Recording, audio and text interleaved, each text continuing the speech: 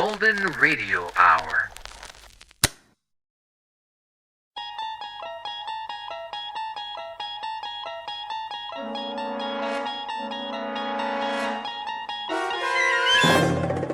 You unlock this door with the key of imagination. Beyond it is another dimension, a dimension of sound, a dimension of sight, a dimension of mind.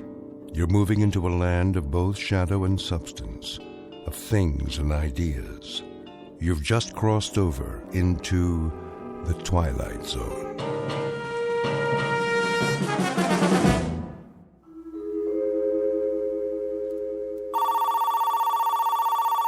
The Gerald Hugo Agency. Mr. Hugo's in a meeting. May I take a message? The Gerald Hugo Agency. No, he's still in a meeting. Yes, the same writer. Please hold. I'll get this, Mr. Hugo. If this one ain't surefire, I'll cut off both my hands. You ready? Champion of the world. Robert Redford, maybe. Harrison Ford. You want to make him younger? I give you Adam Sandler. I appreciate it. So, he's champion of the world. But he promised his girl he'll never fight again. He made a vow. You know, Mr. Hugo, like a promise. Real solemn. Here are the network contracts, Mr. Hugo. Thank you. But now, here comes the rub. Get this. The champion's kid brother has like this incurable disease that can't be cured, and he needs an operation like yesterday. Mm-hmm. Yeah, and the doctor comes to the fighter and he says, "Hey, man, you want like your kid brother should live or what? I mean, that's the conflict. Don't you think it's a kick right in the head?" I do feel a dull ache. Here's this prize fighter who made this vow to the girl, and the newspaper guys start in on him, see? But I mean with the needle. Spider is a cheese champion. Who's Spider? The fighter.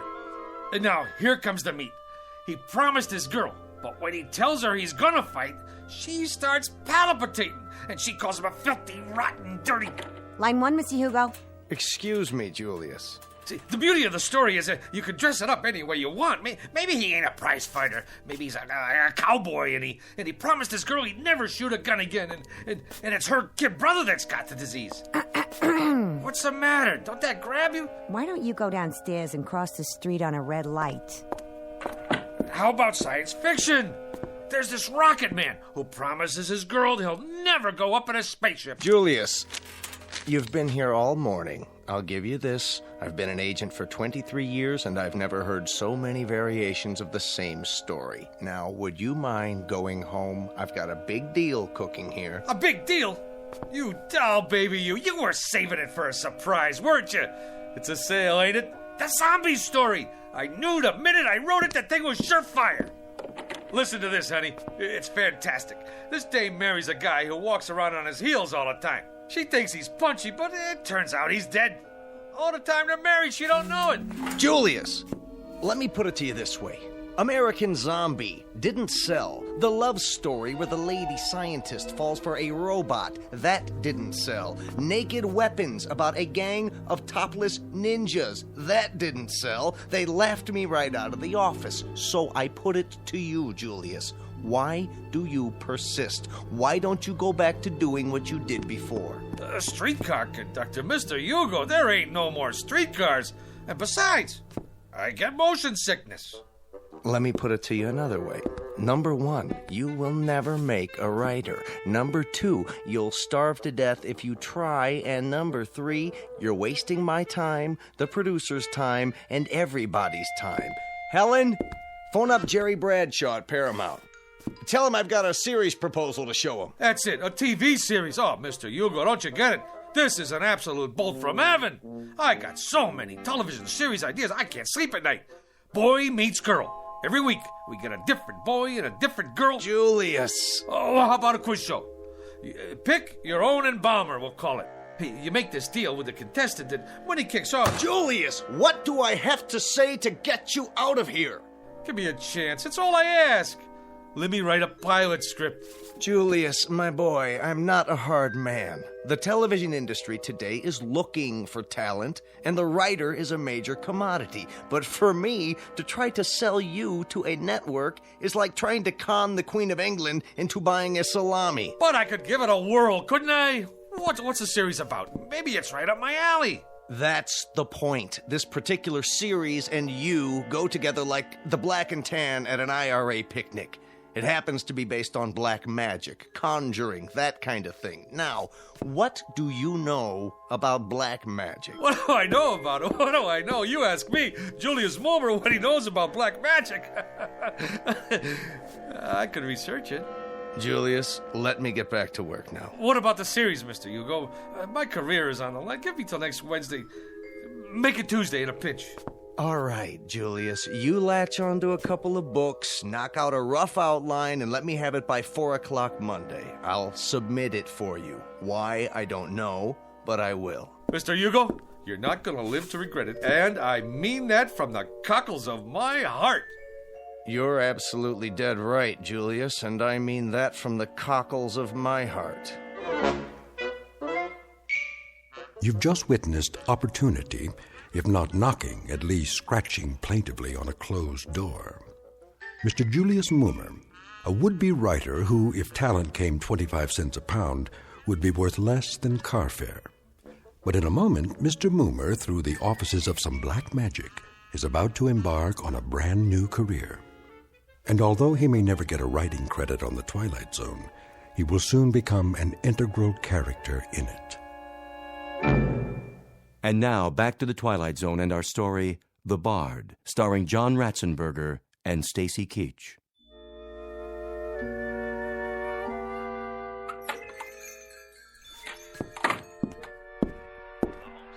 Hello? Anybody here? Yes. Hey, what are you listening to? The ball game. Oh, this is the Minor Arcana bookstore, right? Sure is. What'll it be? I have a special price on first edition Keats. Okay, show me a keep. That's a man's name, not a thing.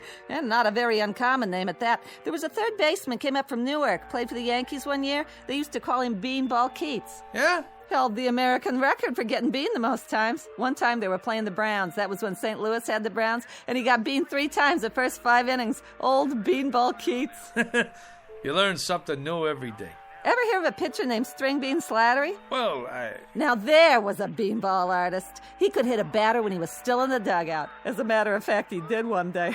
Hit a third base coach, played for the A's. Fellow named Lefty Mahoney. Old Lefty was just taking a drink when String Bean wound up and tossed one at him right on the noggin. It seems there was a feud going on between them when they played for Binghamton in the old NYP League. Mahoney used to wipe the spit off String Bean's pitches. Mahoney was catching at the time. String Bean's father used to be an outfielder for Syracuse in the International League. I don't need no book about baseball. You don't? Oh, how sad. It's a wonderful sport, you know.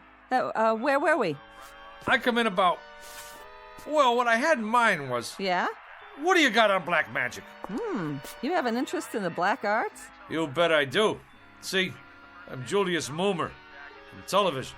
Oh, I'm Sadie Polodny from Newark. I'm afraid I don't have very much on black magic. I have a great deal of information on the Black Sox, however. You probably know they threw the series that year. Terrible thing. Very discrediting to the game. And they could have taken the series 4 in a row, too. That's where that expression, say it ain't so, Joe, comes from. Now, what is it you wanted? Books. Black magic.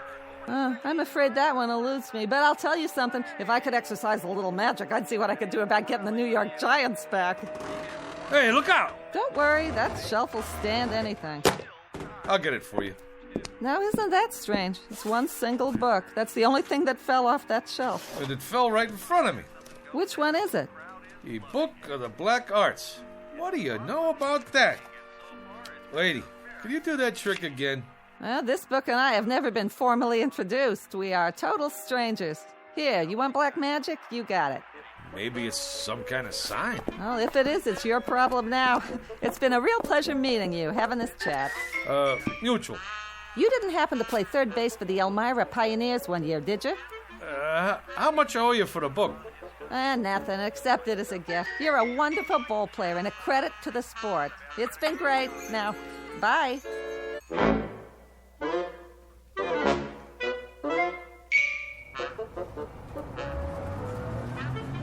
Make the sign of the pentagram and repeat 3 times.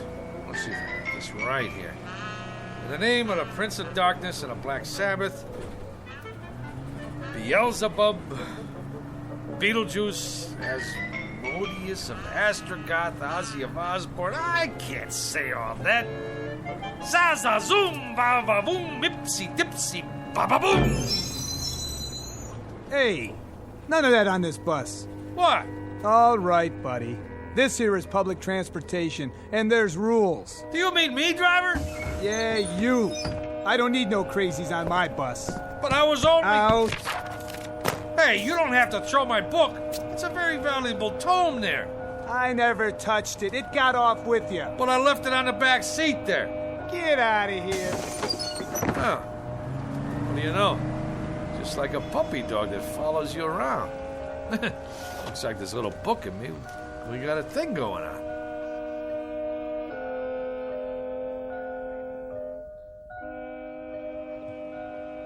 Seven times 7 be thy number, but 666 be thy fate. Yeah, right. It's all this mumbo-jumbo anyway. What's going on here, Jack? Not a thing, officer. I was just reading. Yeah? Well, do me a favor, will you, bud? Read someplace else. What's the matter? There's a law against sitting on a bench in Central Park with literature? There is if you make my horse nervous. He knows when somebody's up to something. He's got instincts. So whatever it is, do it someplace else. I don't get it. On account of why? Move it! Cossack. Stormtrooper.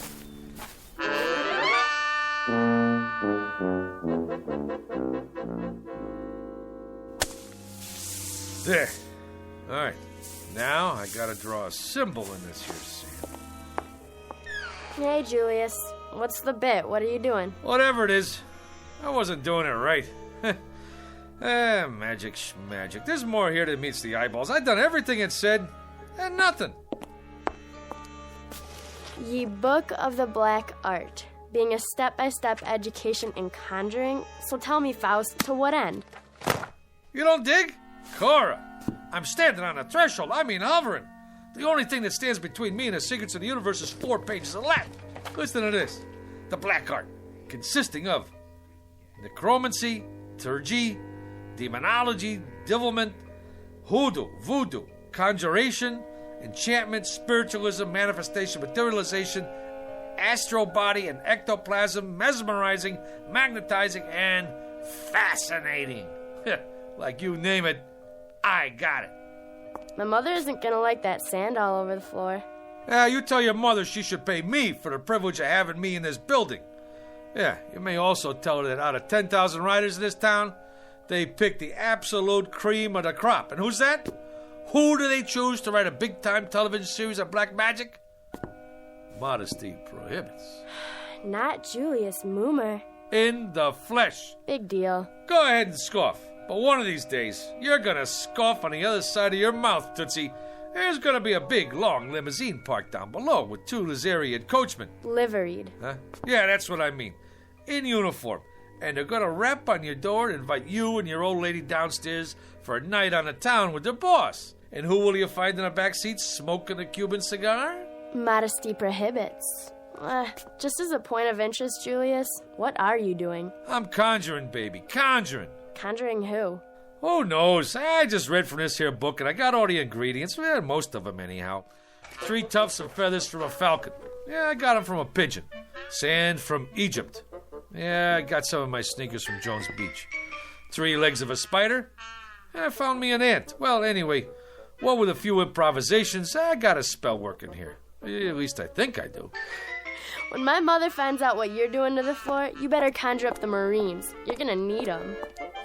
Anybody ever tell you you're a dirty, rotten teenager? Why don't you go and take a cold shower? Go ahead, get out or I'll turn you into a frog. Man, I don't know what's supposed to happen, but it better happen soon.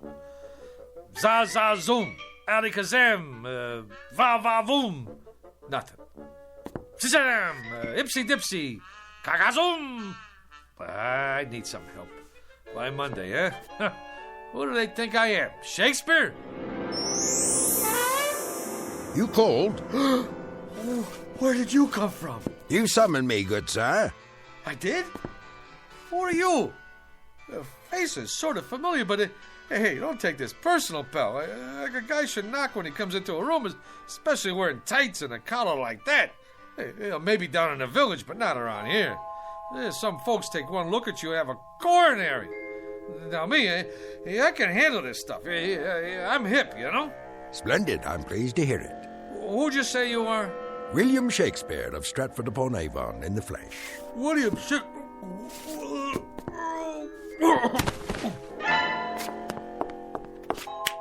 Good sir, I await your pleasure. What do you want from me already? Prithee, good sir, ask not what I want of thee, but rather what dost thou ask of the Bard of Avon? Would you try that one more time? It seems I must speak in the parlance of the time. Your time. I simply said, good sir, it was you who conjured me up, and I'm at your service. What would you ask of me? On the level, Pops. You mean to say you're the Shakespeare? Man, you've been dead 1,000 years. 'Tis true, of course, but death be not proud. You required a service of me, hence I am at your disposal. Well, He speaks, yet he says nothing. Romeo and Juliet, Act 2, Scene 2. Quaint surroundings, decidedly so, if squalid. And this, an ancient printing device, perhaps? Yeah, that's my Underwood typewriter. I inherited from my old man. He used to write letters on it. You would ask me to compose a sonnet, perchance, a play? You have but to ask, Mr. Moomer, is it? You mean you could knock me out a couple of pieces? Good sir, you have but to ask. What nature of authorship would you require? Oh, I got me an idea, Will. You don't mind me calling you Will, do you? What's in a name? That which we call a rose by any other name would smell as sweet. Man, what language! Hey, Will, don't let anybody knock your stuff. You got potential. But here's what we'll do. You and me will collaborate. You knock out the rough draft, and I'll do the polish. Yeah. We'll start out slow, see? Just to get the feel. Something with star power, you know, like for Julia Roberts. Julia? Never heard of her? Where you been, pal?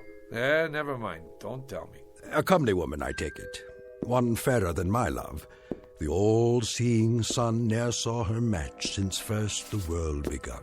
Solid! I love it! Now you start writing. Anything. Maybe a twist on the old Romeo and Juliet thing. You know, like West Side Story. Oh, swear not by the moon, that crazy, crazy moon. Yeah, take it, booby. Right. If you don't object, I prefer my own writing instrument. A feather, huh? A quill pen, actually. Will, baby, I don't care if you write with your feet. Go, man, go. Create. I'll just make us some coffee. Gilbert and Sullivan, Rimsky and Korsakov, Lennon and McCartney, Moomer and Shakespeare. I like it.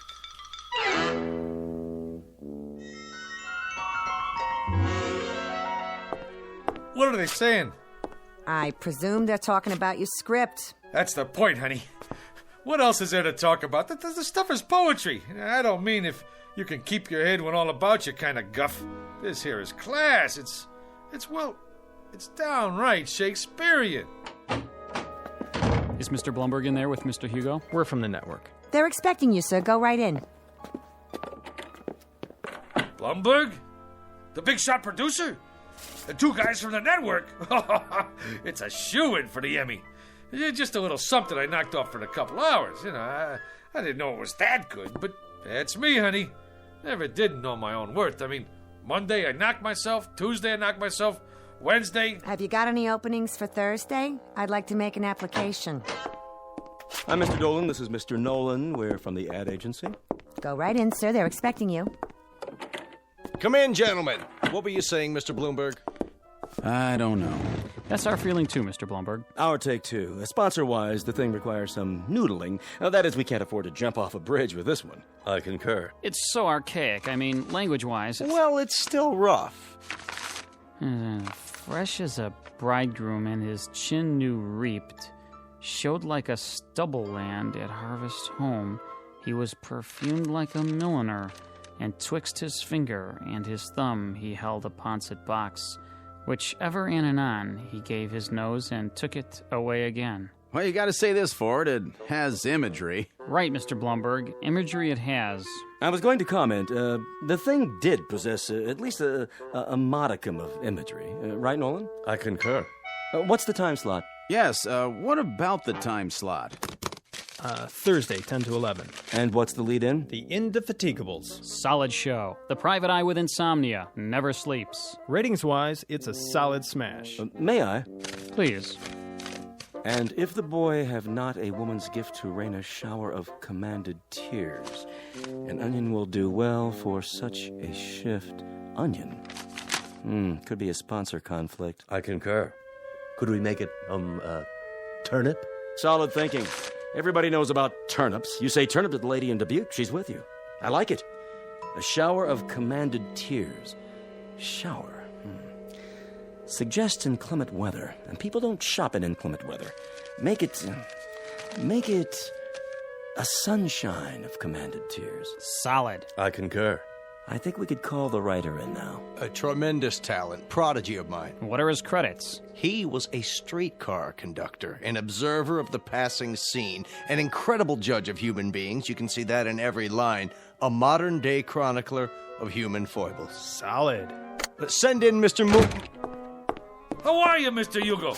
Gentlemen, well, what do you think? Like literature, huh? It shows some promise. Mr. Dolan here represents the sponsor of the Shannon Classic Playhouse. The Shannon Food Corporation. You no doubt have eaten their products. Oh, endlessly. This boy is a Shannon booster from way back. Oh, man, that's the truth. That Shannon's onion soup, this I dig. We don't make onion soup. That's French in origin. We're an American firm.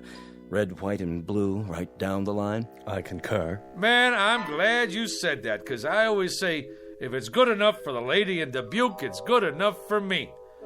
Now, let's get down to some business here. The Tragic Cycle, written by Julius Moomer. Act 1, Scene 1. The camera fades in on a shot of the garden. You know, like with turnips.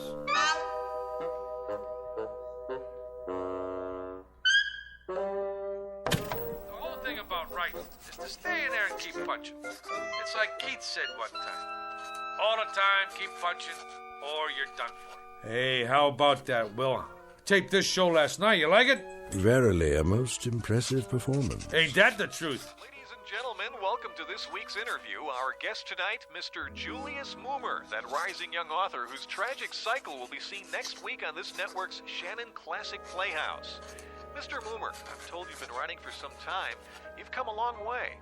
Yeah, it's like progress. Wasn't one of your early works in the horror genre a story about a zombie? Yeah, how about that? The fellow with a heart that don't even beat. Did he find love anyway? It was a little too controversial. That's why it didn't get on the air, you know. But I'm always trying to tackle controversial stuff, you know, pushing the old envelope. What about your TV pilot script, Mr. Moomer? A situation comedy involving a billionaire. Just plain Trump. Yeah. The whole thing there was, we're always seeing stuff about typical guys and their typical wives and kids, you know? Well, what about the big shots? I mean, like what they call the rubber barons. Just because you're healed, that don't make you inhuman. Some great stuff in there. The idea was, can a fellow who makes $9 million a day find happiness in a small mansion?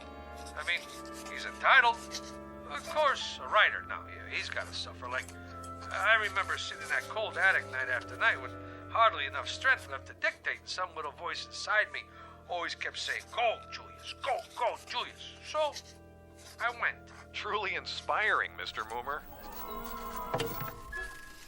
That kind of got me. Right here. I, too, felt a twinge of a sort. I believe I've finished this last sequence, Mr. Moomer. Yeah? Let me see.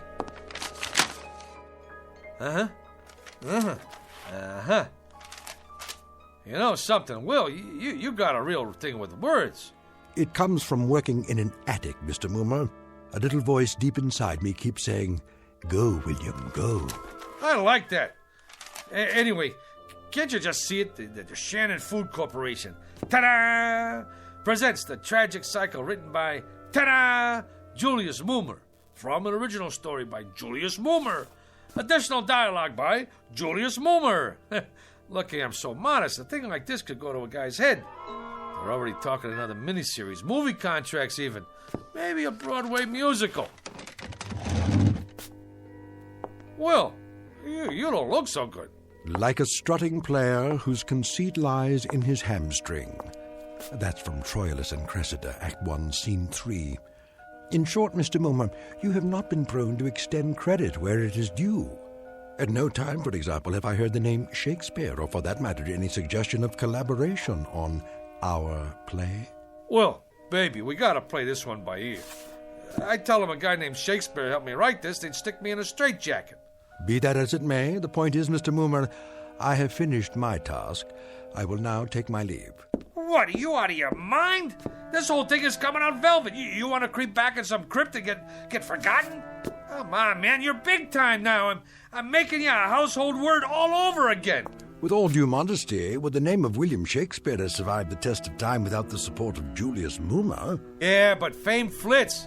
Who remembers yesterday's champions? Sure, Ruth hit a lot of home runs, but who asked him for his autograph now? Nobody. Nijinsky, that's pretty good, but who remembers her last movie? You did something right, but out of sight, out of mind. Shakespeare's dead, long live Mickey Spillane. Get me? My good man. You can't desert the ship. Now, what are people gonna say? That Fink who didn't have no gratitude? We got projects to do. Go out to Hollywood. Hey, the babes go crazy for guys with beards. I shall ponder it, Mr. Mummer. Till when? Till tomorrow.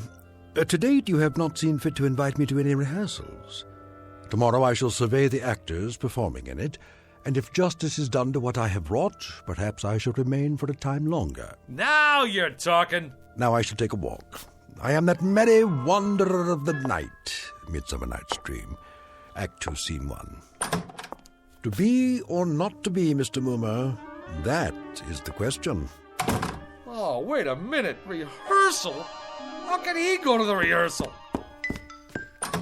Will, do me a favor, please. Don't rock the boat.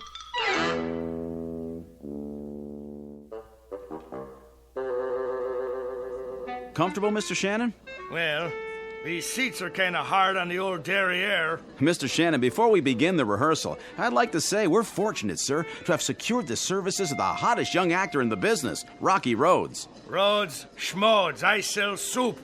Which one is he? Oh, the attractive one in the T-shirt and the motorcycle boots. All right, people, we'll pick it up with Scene 2, Act 2. Now, Felicia, remember that at this moment, life and death await you in the hallway, and when Rocky comes through that door... I got a question. Yes, Rocky? I mean, like, what's the tertiary motivation? Like, when I open the door, like, why? Why, Rocky? Exactly. Like, any slob can walk in the door, but he could do it any time. But I ask myself, would I walk through that door? How come? I gotta find my motivation. So the question is, where is my motivation? Well, I'd say you walk through the door to get inside. That work for you? Yeah. Wow. Great. Let's run through this and see how it plays. Shall we do that? All right, people. Come on, folks. From the top. I don't care what you say. If Jeremy comes here tonight, I have to go away with him. Oh, come, Olivia. Cast off those benighted colors of Benetton and gaze as a friend on the people of Greenwich Village. The village people? Here? She's got a point. Let not forever with your veiled eyes seek your noble boyfriend in the dust motes. I know it is common, but all that live must die. That's easy for you to say, sister. But outside this room, this tenement is a harbinger of the worst kind of fates. Is it Jeremy or his killer? Am I to be a correspondent of love or a recipient of hate? This is the real question, the biggie. Who awaits me out there, I ask you? Come on, cop out. I'm looking for Mr. Mummer. Shh! Quiet on the set. May we continue, people? Once more, get ready for your cue, Rocky. I don't Sit care down, what Will. you say. How does it look to you, Mr. Jeremy Shannon? Only great? What about the commercial? Where does that come in? Right after the opening teaser. Are they gonna put a spotlight on the soup? Well, that comes in the first commercial. I know when that comes in, but I want to make sure you see the label. When the soup is Shannon's, I want 40 million people should know it's Shannon's. I concur. It's imperative that we see the label. Cut! Take 5. Who is that? What's he dressed up for? Oh, that's my typist. On your staff, is he, Momer? Well, actually, he's a relative. On my mother's side, he's eccentric. Eccentric? You know, he has, delusions. 1 week they come, 1 week they go. What about this week? Yeah, this week he thinks he's, Shakespeare. Hey, come on over here, Mr. S. Meet the boys. I've been telling them all about you. Would that we had this much space at the Globe. Yeah, they're just going over the second act. Ah, the balcony scene, a most delightful love sequence. On a balcony yet? Yeah, I was going to mention it to you, Will. Mr. Shannon asked us to make a little change in the love story part. You know, the business on a balcony. A thing of beauty. Oh, spirit of love, how quick and fresh art thou. Who owns balconies these days? Tremendously valid point, Mr. Shannon. No question about it. Right on down the line. You mean no balcony? You see, this here is television. It's like you gotta grab them quick. Instead of the boy climbing up to the shrubbery to meet the girl, it's a subway station. You jest. That's the bit. She sprains her ankle, and this here boy kind of like the doc on ER. He operates on her ankle right there between the Brighton Express and the Bronx Local. You see, doctor stories are big this season. All right, cast. I want to run through the next scene. Mr. Mumar. What's the trouble, Will? Is that Esmeralda? In the blue canvas breeches? The jeans? Yeah, that's the chick. But if what you told me is true, what is the reason for her suicide? Her soliloquy about love's labor's lost? Suicide? No suicide, Mr. Shannon. That's definitely out. Oh, I meant to mention that to you, Will. She don't stick herself with the shiv. Now she runs off with a guitar player. That was my wife's suggestion. And an inspired one at that. It was indeed. I concur. And the father and brother who burst in? My wife didn't care for that. The way we play it now, the two guys who come in are cops. Cops? Policemen. And then later, the scene where the mother starts talking about all the blood on her hands, she ain't the mother anymore. She's the gardener's wife who did time for embezzlement. But she has the most definitive line of the play. In the epilogue, I took it from Twelfth Night, if music be the food of love, play on, give me excess of it, that surfeiting the appetite may sicken and so die. Sicken? The Shannon Food Company is paying this kind of money to make people sick? Will, get with it. You're taking the butter right off the toast, baby. Here we go, people. Let's hear the narration just for the timing. On October 13th, the gardener's wife returned to the scene of the crime. The police had already arrived, and once again, the Federal Bureau of Investigation... Enough of this idiocy. There is no soliloquy here. What is going on? Blow, blow, thou winter wind. Thou art not so unkind as man's ingratitude. As you like it, Act 2, Scene 7. Will, what are you doing? You're lousing up the whole deal. What am I going to tell them? Tell them that foolery, sir, does walk about the orb like the sun. It shines everywhere. Act 3, Scene 1, 12th Night. And you, foolish mortal, who could have covered himself with a cloak of immortality, who has succumbed to the rankest compound of villainous smell that ever offended nostril. To you, Julius Moomer, lots of luck. Hey, Julius, for a week now you look like somebody told you to go out and scrub a lizard. He finked out.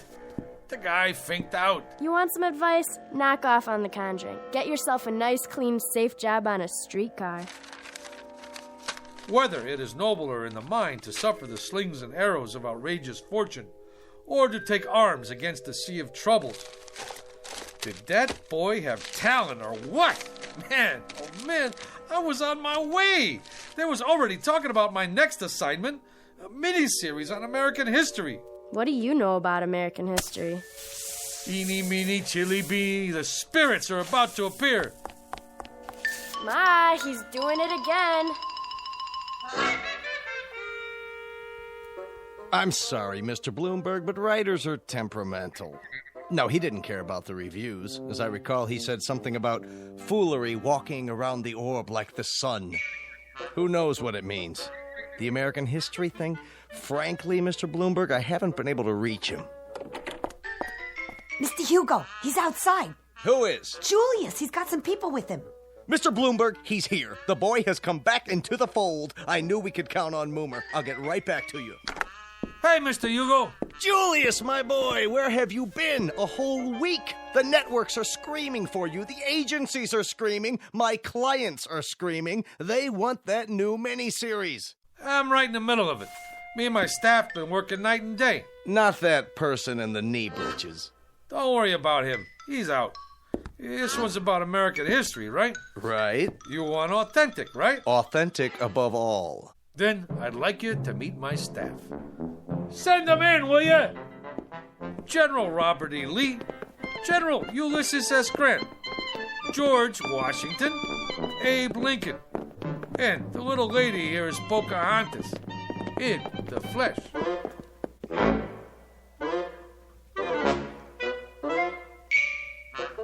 Mr. Julius Moomer, a streetcar conductor filled with desire for the special, if somewhat risky, rewards of authorship. And if the tale just told seems a bit tall, remember a thing known as poetic license in a place called the Twilight Zone.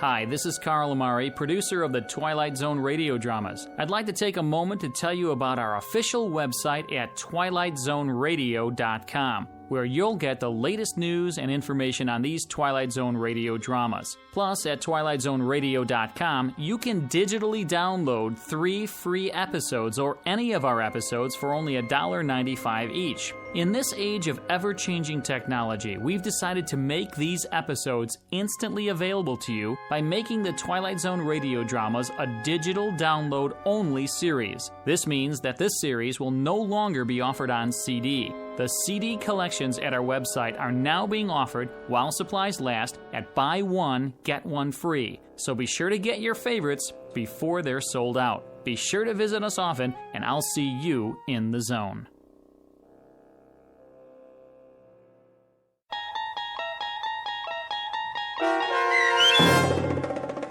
The Bard, starring John Ratzenberger with Stacy Keach as Shakespeare and your narrator, was adapted for radio by Dennis Etchison and based on a script by Rod Serling. Heard in the cast were Christian Stolte, Susan Hart, Jessica Schramm, Meg Falcon, Lynn Foley, Mike Baccarella, Doug James, Jeff Lupetin, Joe Forbrick, Carl Amari, Roger Wolski, and Paul Patch. To learn more about the Twilight Zone radio dramas and to obtain audio cassettes and CDs of these programs, visit our website at twilightzoneradio.com. This copyrighted radio series is produced and directed by Carl Amari and Roger Wolski for Falcon Picture Group. Doug James speaking.